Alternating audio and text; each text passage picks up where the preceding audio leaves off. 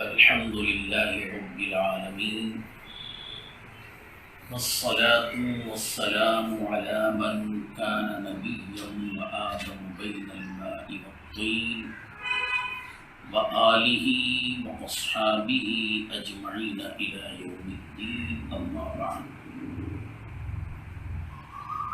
فقد قال الله تبارك وتعالى في القرآن المجيد والفرقان الحميد: أعوذ بالله من الشيطان الرجيم، بسم الله الرحمن الرحيم. ألا بذكر الله تطمئن القلوب.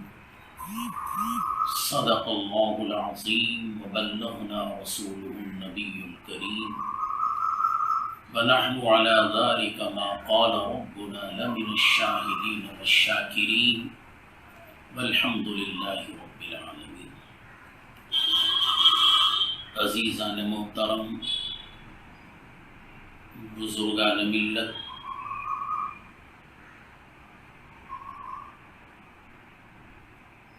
آج کی جمعہ شوال المکرم کی پہلی جمعہ ہے۔ رمضان المبارک ہم سے رخصت ہو گیا، اور اس مہینے میں ہم نے احکام خداوندی کے مطابق عمل کر کے روزہ رکھا، اور رمضان المبارک کا ایک ایک لمحہ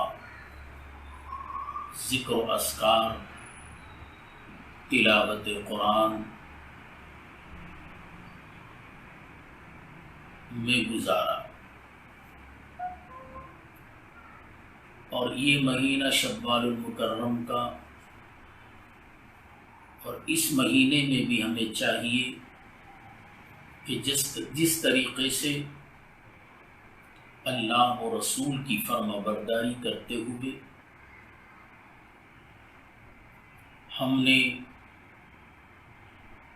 اپنے آپ کو عبادت الہی میں باندھ لیا تھا، اور صبح و شام ذکر الہی میں مشغول تھے، اسی طریقے سے آنے والے دنوں میں بھی ذکر و اذکار میں لگے رہیں، تاکہ ہماری زندگی اسلامی سانچے میں ڈھلے اور اللہ اور اس کے رسول کی پوری فرما برداری کرے۔ انسان کو چاہیے کہ وہ ہر لمحہ ذکر الہی میں مشغول رہے، چونکہ اللہ کے ذکر سے دلوں کو سکون اور اطمینان ملتا ہے۔ آج ساری دنیا اور ہر گھر میں بے چینی اور بے اطمینانی پائی جا رہی ہے، اور ساری دنیا بے چین ہے۔ یہ کرونا وبا کی وجہ سے چھوٹا ہو یا بڑا،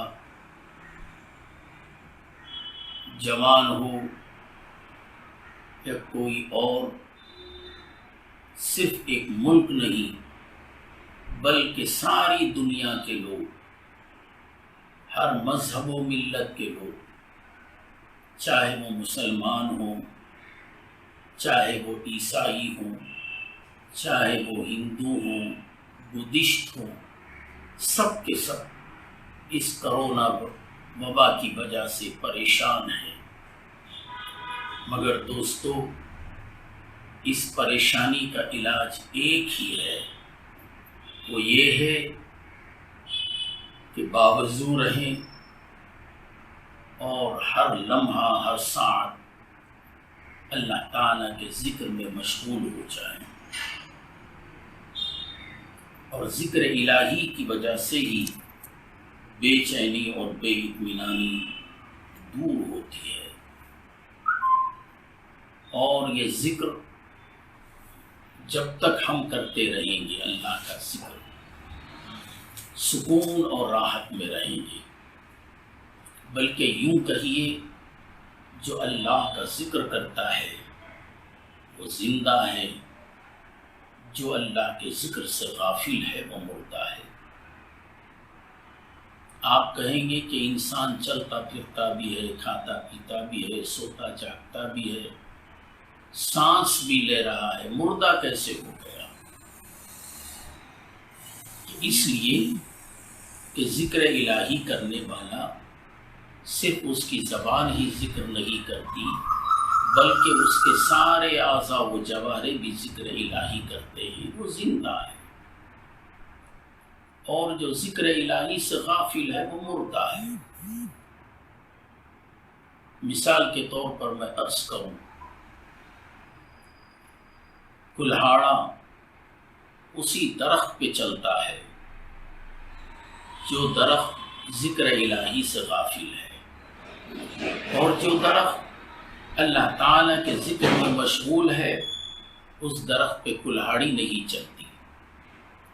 ایک واقعہ میں عرض کروں، غالباً نزہۃ المجالس کا واقعہ ہے۔ ایک صاحب اپنی بچی کو تالاب کے کنارے لے گئے اور مچھلیاں پکڑ رہے تھے۔ جو بھی مچھلی جال میں پھنس جاتی اس کو پکڑ کر اپنی بچی کے حوالے کرتے، اور جب اسی طریقے سے شام تک یہ مچھلیاں پکڑتے رہے، اور جب شام ہو گئی تو انہوں نے اپنی لاڈلی بیٹی سے کہا کہ بیٹی چلو وہ مچھلیاں اکٹھا کر لو، گھر چلے۔ بیٹی نے کہا کہ بابا کون سی مچھلیاں؟ کہا کہ وہ مچھلیاں جو میں نے صبح سے شام تک پکڑی تھی اور تمہارے حوالے کی تھی۔ تو بچی نے کہا کہ بابا میں ان مچھلیوں کو واپس سمندر میں یا تالاب میں ڈال دی۔ باپ نے پوچھا کیا کیا تم نے؟ ابا آپ ہی کی تو تعلیم تھی کہ جو ذکر الہی سے غافل ہوتا ہے وہ مردہ ہے، تو میں نے یہ سوچا کہ ان مردہ مچھلیوں کو کھانے کی وجہ سے ہمارا دل بھی مردہ ہو جائے گا اور ہم بھی ذکر الہی سے غافل ہو جائیں گے۔ اس لیے غافل مچھلیاں جو ذکر الہی سے ہیں ان کو کھا کر خدا کی یاد سے ہم کیوں محروم ہو جائیں، اس لیے میں نے ان مچھلیوں کو واپس سمندر میں ڈال دیا۔ تو معلوم یہ ہوا کہ اللہ تعالیٰ کے ذکر سے غفلت اختیار کرنا گویا اپنے آپ کو مردہ پانے کے برابر ہے۔ جو ذکر الہی میں مشغول ہوتے ہیں وہ زندہ ہوتے ہیں، ان کی ہر ادا زندہ ہوتی ہے۔ اور میں یہ بھی عرض کر رہا تھا جو زندہ ہے، جو ذکر الہی میں مشغول ہے، اس درخت پہ کلہاڑا نہیں چلتا۔ جو ذکر الہی سے غافل ہے وہی درخت مارا جاتا ہے، وہی درخت کاٹ دیا جاتا ہے۔ تو معلوم ہوا دنیا کی ہر شے، چاہے وہ جمادات ہو چاہے وہ نباتات ہو، سب کے سب اللہ کے ذکر میں مشغول ہیں۔ آپ دیکھیں گے آپ کے گھر کا دروازہ ہے، جب آپ بند کرنے لگتے ہیں تو اس میں چٹکنے کی آواز آتی ہے۔ یہ کیا ہے؟ یہ چٹکنے کی آواز نہیں، بلکہ وہ گھر کا دروازہ بھی، گھر کی دہلیز بھی، وہ لکڑی بھی اللہ تعالیٰ کی ذکر میں مشغول ہے۔ وہ درخت، وہ دروازے، وہ لکڑیاں کیا تسبیح پڑھ رہی ہیں؟ وہ درخت، وہ لکڑیاں سرکار دو عالم صلی اللہ علیہ وسلم فرماتے ہیں وہ درخت اور ان لکڑیوں کی تسبیح ہے سبحان اللہ و بحمدہ، سبحان اللہ و بحمدہ۔ جب گھاس پھوس، درخت، ذرہ ذرہ کائنات کا ذکر الہی میں مشغول ہے تو ہم انسانوں کو بھی چاہیے کہ اللہ کے ذکر میں مشغول رہے۔ جیسے رمضان المبارک کے مقدس مہینے میں ذاکر بن کر آپ نے 30 دن گزارے ہیں، وہی مشق آنے والے 11 مہینے تک اگر جاری رہے، اسی مشق پر عمل کرتے رہیں تو انشاءاللہ تعالی اس ذکر الہی کی وجہ سے ہم پر آنے والی ساری مصیبتیں، پریشانیاں ذکر الہی کے صدقے میں ختم ہو سکتی ہیں۔ یہ کرونا وبا جس کے لیے ساری دنیا پریشان ہے، اے ایمان والو اگر تم ذکر الہی کرنے والے بن جاؤ گے تو خدا کی قسم یہ بیماری تمہارا کچھ بھی نہیں بگاڑ سکتی۔ ایک مرتبہ ایک عقیدت مند محبت کرنے والا حضرت جنید بغدادی رحمۃ اللہ علیہ کی بارگاہ میں آیا اور اس نے ایک پرندہ حضرت جنید بغدادی رحمۃ اللہ علیہ کو بطور تحفہ دے دیا۔ حضرت جنید بغدادی رحمۃ اللہ علیہ نے اس پرندے کو لیا اور پنجرے میں بند کر دیا۔ روز اس کی خدمت کرتے تھے، اس کو دانا پانی دیتے تھے اور وہ پنجرے میں خاموش بیٹھا رہتا تھا۔ ایک دن حضرت جنید بغدادی رحمۃ اللہ علیہ کو اس پرندے پر رحم آ گیا اور اس پرندے کو آپ نے آزاد کر دیا۔ پرندہ جب پنجرے سے اڑنے لگا تو یہ کہتا ہوا نکلا، اے جنید بغدادی رحمۃ اللہ علیہ، ایک دن میں ذکر الہی سے غافل تھا تو اتنی لمبی سزا مجھے ملی کہ میں پنجرے کے قید میں آ گیا اور یہ سزا مجھے ملی، اور ان بندوں کا کیا حال ہوگا جو خدا کے ذکر سے ہمیشہ غافل رہتے ہیں، ان کو کتنی لمبی اور چوڑی سزا نہیں ملتی ہوگی۔ تو معلوم ہوا ذکر الہی نہ کرنے کی وجہ سے اللہ تعالیٰ نے یہ ساری وبائیں، یہ ساری مصیبتیں، یہ ساری پریشانیاں آج جو ہمارے سروں پر ہے، ذکر الہی سے بندے کو غافل ہونے کی وجہ سے ہے۔ اللہ تعالیٰ کی بارگاہ میں ہم دعا کریں گے کہ پروردگار عالم ہمیں ان برائیوں سے، ان مصیبتوں سے، ان پریشانیوں سے، اور سب سے بڑی پریشانی یہ کرونا وبا کی، اللہ تعالیٰ ہم سے دور فرمائیں اور ہم کو ہمیشہ تیری یاد میں مصروف رہنے کی توفیق عطا فرمائے۔ اور ذکر الہی کر کے یہ بھی اپنے اندر خیال نہیں کرنا چاہیے کہ میں ہی صبح سے شام تک اللہ تعالیٰ کا ذکر کر رہا ہوں، میں ہی ذکر الہی میں مصروف ہوں۔ نہیں، دنیا کا ہر ذرہ، چاہے وہ زمین کے اندر کا ہو، چاہے وہ زمین کے باہر کا ہو، اوپری حصہ ہو، چاہے وہ گھر کا چھت ہو، ہر ایک ذرہ اللہ تعالیٰ کے ذکر میں مشغول ہے۔ ایک مرتبہ حضرت موسیٰ علیہ السلام ایک جنگل سے جا رہے تھے اور آپ کی زبان پہ ذکر الہی جاری تھا، اور جب ذکر الہی کرتے ہوئے جا رہے تھے تو آپ کے دل میں اچانک خیال پیدا ہوا، شاید میں ہی اللہ کا ذکر کر رہا ہوں اور یہ سارے کا سارا جنگل خاموش ہے۔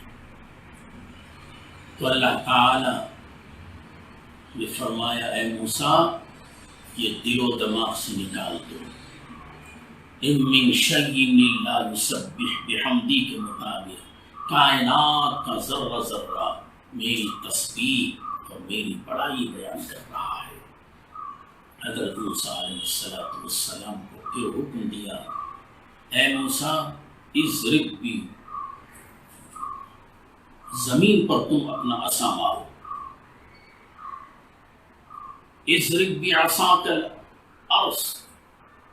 حضرت موسیٰ علیہ السلام نے اللہ تعالیٰ کے حکم کے مطابق زمین پر عصا مارا۔ جب عصا مارا تو زمین شق ہو گئی اور پانی جوش مارتا ہوا نظر آنے لگا۔ حکم ہوا، اضرب بعصاک الماء، زمین پر بھی تم اپنا عصا مارو۔ جب زمین پر عصا مارا تو ایک سیاہ پتھر نمودار ہوا۔ حکم ہوا، اضرب بعصاک الحجر، اس پتھر پر بھی تم اپنا عصا مارو۔ آپ نے اس پر بھی عصا مارا تو پھر پتھر شق ہوا اور ایک سبز جانور نکلا جو اللہ کا ذکر کر رہا تھا۔ آپ نے اس سے پوچھا، تیری پیدائش کو کتنا زمانہ گزرا؟ تو اس نے کہا 300 برس۔ آپ نے پھر پوچھا، تیرا کام کیا ہے؟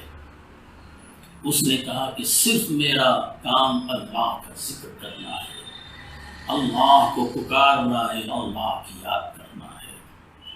آپ نے پھر پوچھا موسیٰ علیہ السلام نے،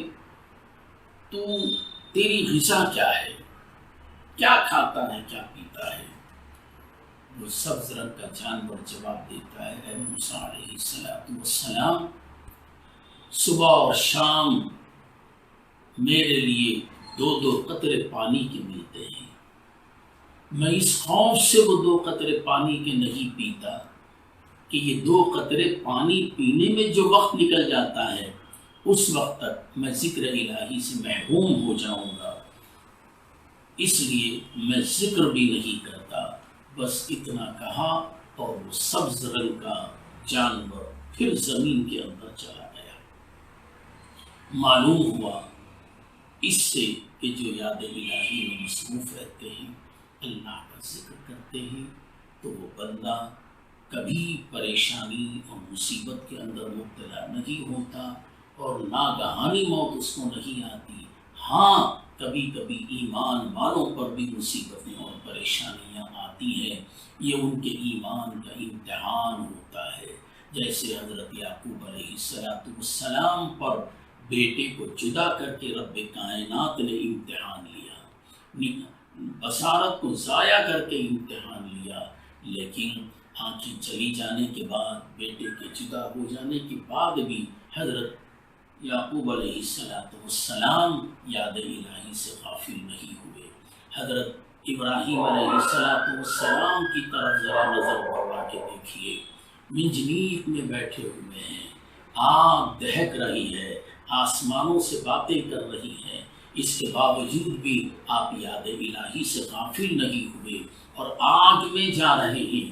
ایسے وقت میں حضرت جبرائیل علیہ السلام نے آ کر مدد دینی چاہی اور فرمایا، اے ابراہیم علیہ السلام، میرے طرف سے کوئی تمہیں میری کچھ ضرورت ہے، میری کچھ حاجت ہے؟ تو آپ نے کہا کہ نہیں، تمہاری کوئی حاجت نہیں ہے۔ کیا آپ اتنی بڑی آگ سے نہیں ڈرتے؟ کہا کہ مجھے کوئی خوف نہیں ہے، اس لیے خوف نہیں ہے کہ یہ آگ جلانے والا بھی مولا ہے اور نمرود کے دل میں خیال ڈالنے والا بھی مولا ہے، مجھے آگ میں بھیجنے والا بھی مولا ہے۔ گویا آگ میں جاتے ہوئے بھی یاد الہی سے حضرت ابراہیم علیہ السلام غافل نہیں ہوئے۔ اس کا نتیجہ کیا ملا؟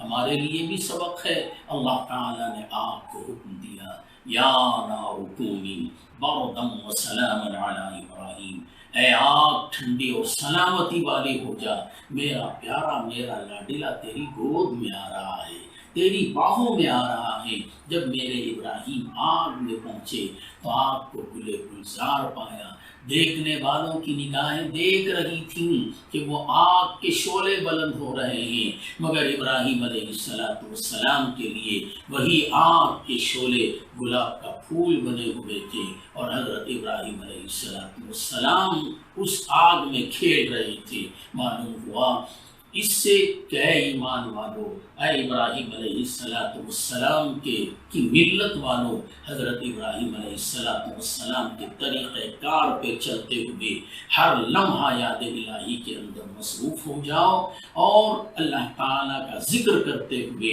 اپنے ہر قدم کو آگے بڑھاؤ، تاکہ اللہ تعالیٰ آپ کے ہر اٹھنے والے قدم کو اس ذکر الہی کے صدقے میں کامیابی اور کامرانی عطا فرمائے۔ میں دعا کرتا ہوں کہ اللہ تعالیٰ جیسے کائنات کا ذرہ ذرہ اللہ کی یاد میں مشغول ہے، چونکہ اللہ کے ذکر ہی سے ہمیں سکون ملتا ہے، اطمینان ملتا ہے، راحت ملتی ہے۔ بڑی سی بڑی پریشانی بھی آ جائے تو اس کے اندر ہمیں سکون معلوم ہوتا ہے، اور بعض اوقات جیسا کہ میں نے کہا، ایمان والوں سے اللہ تعالیٰ امتحان لیتا ہے کہ میرے امتحان میں کہاں تک یہ آگے پہنچتا ہے۔ ایک مقام پر قرآن مجید میں اللہ تعالیٰ نے ارشاد فرمایا، احسب الناس ان یترکوا ان یقولوا آمنا وهم لا یفتنون، لوگ یہ گمان کرتے ہیں کہ ہم ایمان لا چکے ہیں اور اب ہم پر آزمائش نہیں کی جائے گی۔ یقیناً ایمان والوں سے ہی آزمائش لی جائے گی،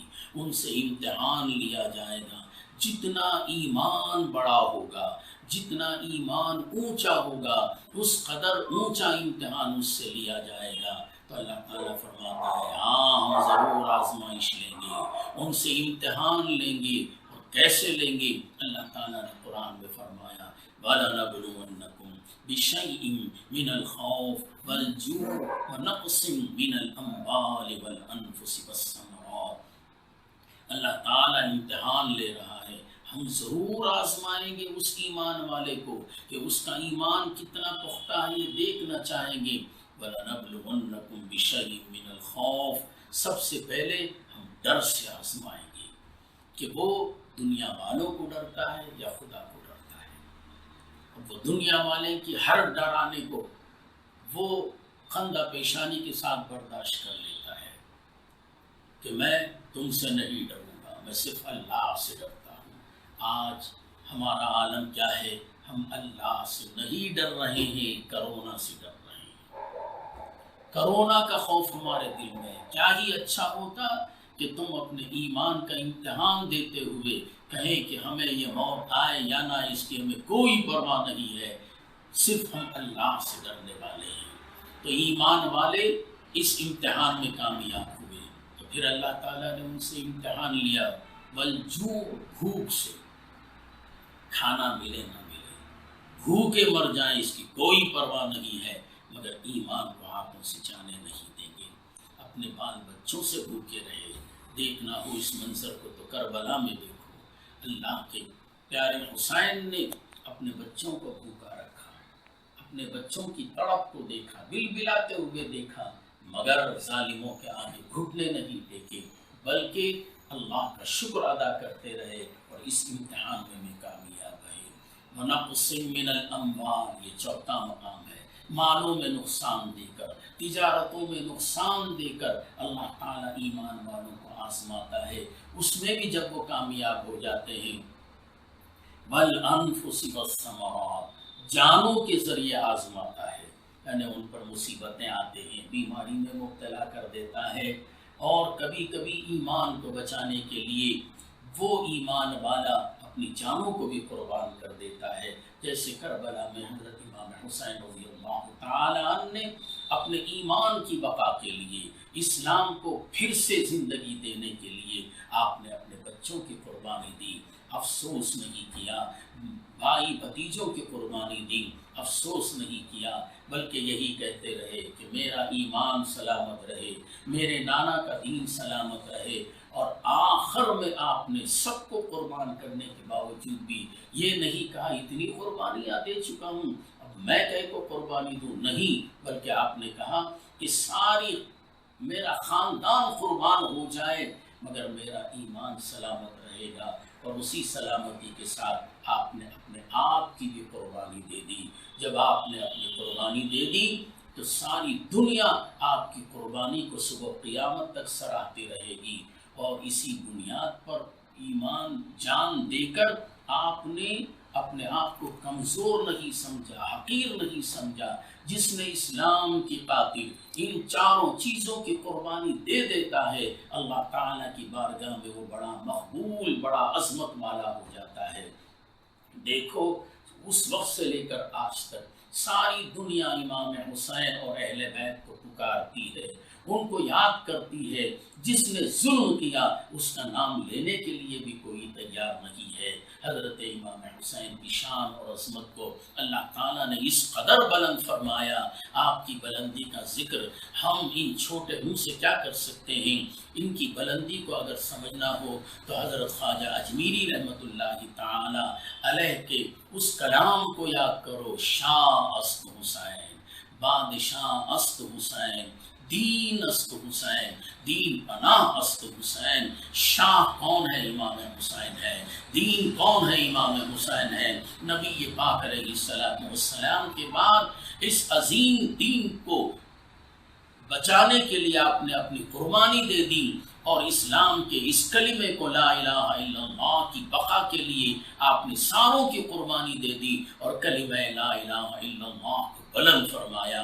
ایسی بلندی اور ایسی عظمت اس کو ملتی ہے جو ایمان والا ہر آنے والی مصیبتوں کو برداشت کرتا ہوا ایمان پر قائم رہتا ہے۔ اور اس ایمان پر قائم رہنے کے لیے ایک مومن کو چاہیے کہ وہ ہر لمحہ ہر ساعت یاد الہی میں مشغول رہے، سوتے جاگتے چلتے پھرتے اللہ تعالیٰ کو پکارتا رہے۔ وہی مومن دنیا میں بھی کامیاب ہوتا ہے، آخرت میں بھی کامیاب ہوتا ہے۔ میں دعا کرتا ہوں کہ اللہ تعالیٰ اس رمضان المبارک کی مشق کو آنے والے 11 مہینوں میں پر عمل کرنے کی ہم سب کو توفیق رفیق عطا فرمائے، اور ساری زندگی ہماری قبر میں پہنچنے تک یاد الہی سے غافل نہ ہونے کی توفیق عطا فرمائے، اور ہر لمحہ ہر ساتھ چلتے پھرتے سوتے جاگتے کھاتے پیتے اللہ کی یاد میں مشغول رہنے کی توفیق عطا فرمائے۔